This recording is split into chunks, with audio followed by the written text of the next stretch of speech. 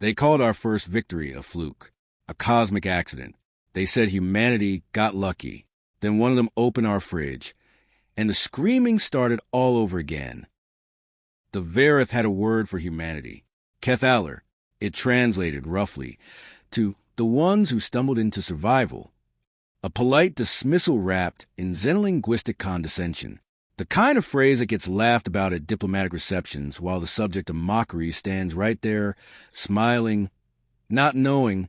Humanity knew. Commander Sera Voss had known for 3 years, ever since she'd sat in the back of a Varath briefing room on Conclave Station and watched the senior admiral use a holographic chart to explain why humans had accidentally repelled the Keth incursion at Proxima Relay. The chart had little arrows. One of them pointed at the word Keth'alar and pulse, glowing with gentle, lavender condescension. She had smiled. She was very good at smiling. Now she stood on the observation deck of the UES Carthage, watching the stars smear past at transition speed. And she was not smiling at all. Commander, Lieutenant Davos stepped up beside her, handing her a thermal mug. Varath diplomatic vessel, just confirmed docking authorization. ETA 40 minutes. How many of them? Full cultural observation team. 12, plus their lead scientist, Archon Valethris. Davos paused. He wrote the paper. Sera took a sip of coffee. Strong black, slightly scorched, the way the Carthage's kitchen AI always made it, no matter how many times she recalibrated it. Of course he did. The paper, Keth'alar and the Statistical Anomaly of Human Survival, a behavioral study. 46 pages of peer-reviewed dismissal.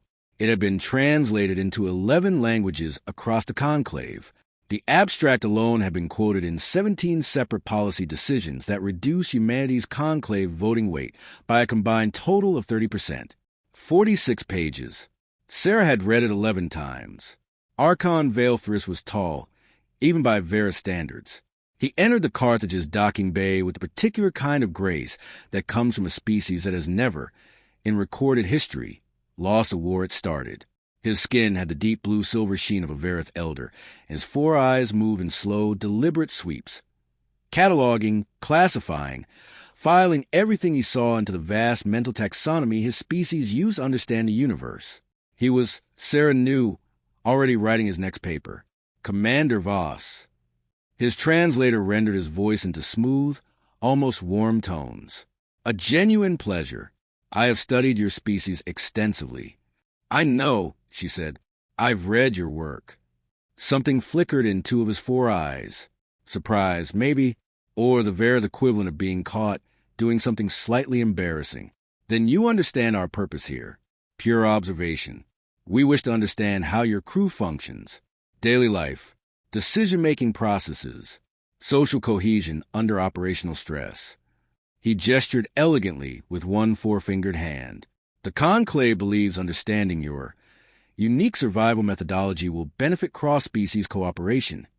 Unique survival methodology. Sera smiled. She was very, very good at smiling.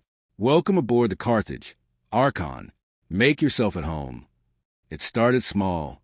On the first day, one of the junior Varath observers, a young scientist named Treth, watched Chief Engineer Kowalski argue with the ship's food fabricator for 20 minutes because it kept producing something it insisted was beef stew but was texturally closer to warm cement.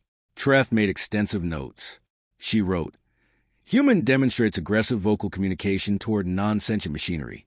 Purpose unclear. Possible dominance display. Machine does not respond. Human continues anyway. Fascinating. What Treth did not write, because she did not have a framework for it yet, was that Kowalski eventually won, not because a machine changed its behavior, but because Kowalski found a panel behind the unit, located a circuit that had nothing to do with food synthesis, tapped it 3 times with a wrench, and the next bowl that came out was the best beef stew anyone on Deck 7 had eaten in 6 months. Nobody could explain why. Kowalski shrugged and said she just needed to know you meant it. Treth stared at the bowl for a long time.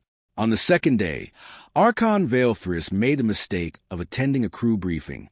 It was a standard tactical review, a potential debris field ahead, possible navigation hazard, standard protocols. Simple. Except that within 4 minutes, the briefing had somehow evolved into a heated debate about whether the debris pattern looked like a duck or submarine, whether the type of submarine mattered narratively, whether the Carthage's navigation AI had a sense of humor, and whether Lieutenant Park owed Chief Warrant Officer Delgado 12 credits from a bet that had apparently been running since Tuesday. Vale Frisk sat in the corner and cataloged with increasing bewilderment.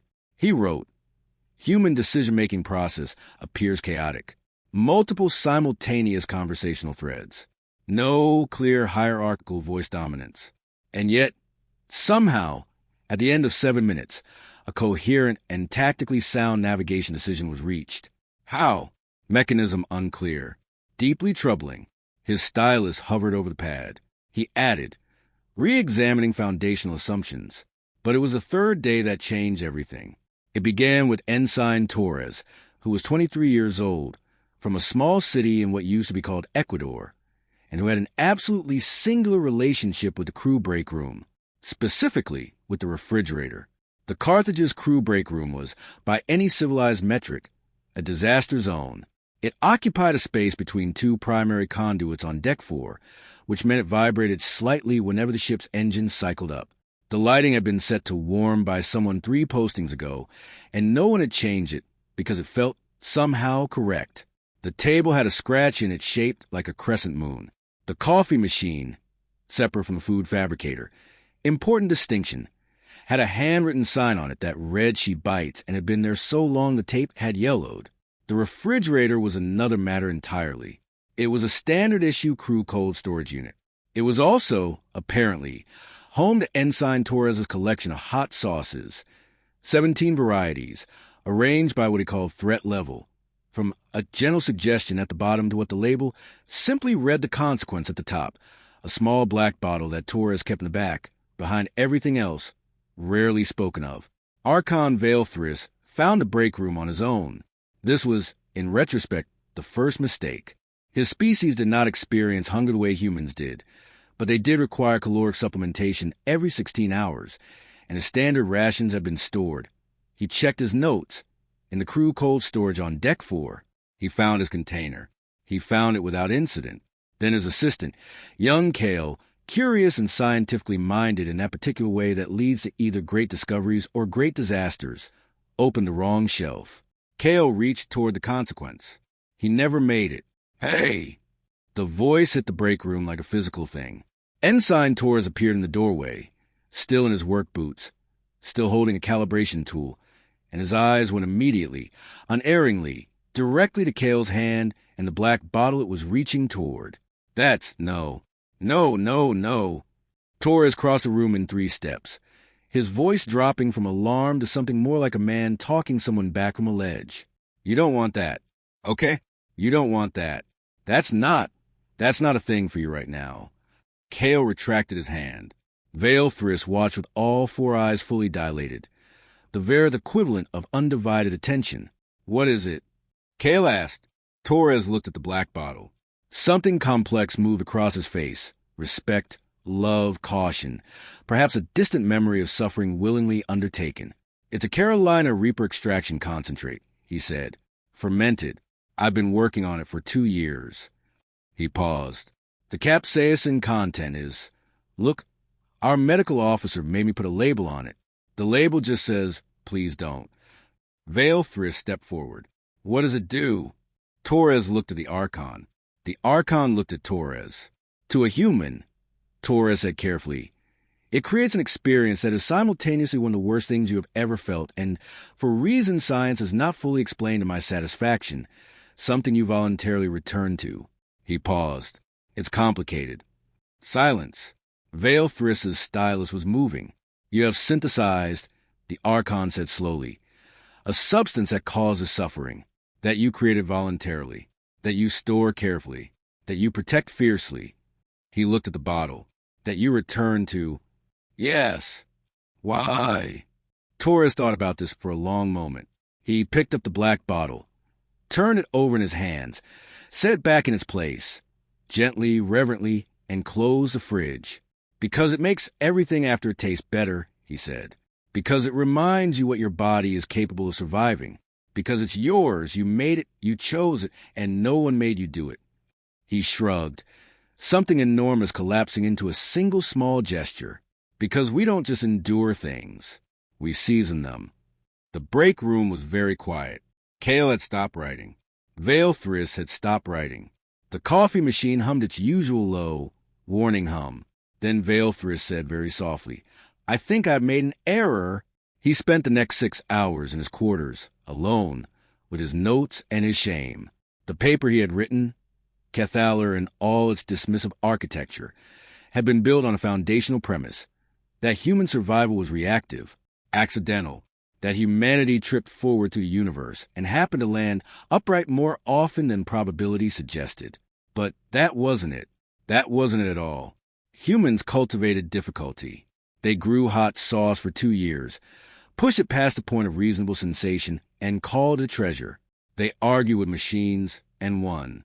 They made decisions through apparent chaos and arrived at clarity. They named their fears, bottled them, kept them in the back of the fridge, and took them out sometimes just to remember. They did not survive despite discomfort. They survived because they had made a species-level decision, somewhere in their evolutionary history, to treat discomfort as information rather than conclusion. The Keth incursion hadn't been luck. The Keth had brought overwhelming force, and humanity had done what humanity does. They had been afraid, and they had cataloged the fear, and they had found the one angle, the one ridiculous, improbable, over-caffeinated angle that the Keth hadn't modeled for. Because the Keth, like the Varath, had assumed that a species in pain was a species in retreat. They had never considered a species that seasons its pain and calls it dinner. Vale opened a new document. He deleted the old title. He typed, "On the systematic underestimation of Homo sapiens," a correction. He found Commander Voss on the observation deck the next morning. She was holding her scorched coffee. She was watching the stars. "I owe you an apology," he said. She didn't look at him right away. "Does it come with a retraction?" "It comes with complete rewrite." He stood beside her, not the careful, calibrated distance of a scientist observing a subject, but simply beside her, the way two people stand when they're looking at the same thing. "I have spent 3 years studying your species, and I studied the wrong question. I asked how you survived. I should have asked what you decided survival meant." Sera finally looked at him. The stars moved slowly outside the glass. "We decided it wasn't the opposite of suffering," she said. "It's what you do with it." Vale was quiet for a long moment. The conclave will receive a different report than they were expecting. "I figured." She took a sip of her terrible, perfect coffee. "For what it's worth, I don't think you're a bad scientist, Archon. I think you made a very common mistake. You assume that because we look like we're barely holding it together, we are." She smiled, and this time it was real, warm, and slightly dangerous. The smile of the species has been underestimated so many times it has started to find it useful. "We're not barely holding it together. We just don't need it to look elegant." Vale said nothing. Then, carefully, curiously, with the gravity of someone crossing a threshold, "Ensign Torres, his collection." He paused. Would he consider sharing one of the lower threat level varieties? Sera looked at him. "A gentle suggestion," he added. She laughed. And it was, Vale noted, a completely genuine, completely unguarded sound, bright and sudden as something breaking open into light. "Come on," she said. "I'll introduce you." He tasted it standing in the break room, with Torres watching anxiously, and Kale taking notes, and the coffee machine humming its warning, and the little black bottle sitting safe in the back of the fridge behind everything else. It was the fourth mildest option. He experienced 11 seconds of what he could only describe as structural renegotiation. Then it passed, and everything afterward tasted different, sharper, more present, more real. He stood there for a moment, eyes wide, all four of them, processing something that 46 pages of careful scholarship had entirely failed to capture. "Well," Torres asked. Vale set down the small cup. He straightened his robe.